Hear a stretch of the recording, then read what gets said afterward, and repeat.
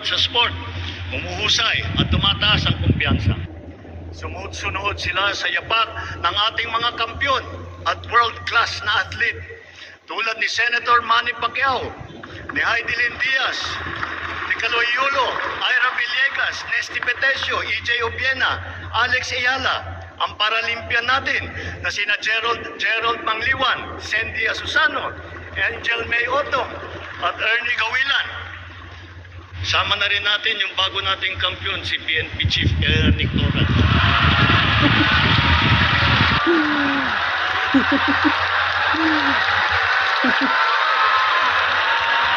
Ang galing.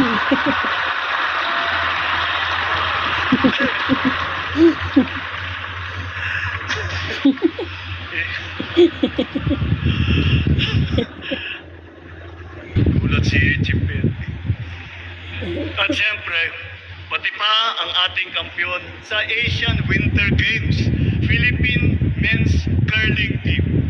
Akalain mo nga naman,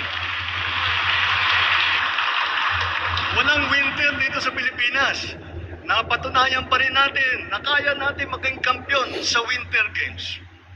Kilalanin natin ang mga atleta na umani ng karangalan para sa Pilipinas.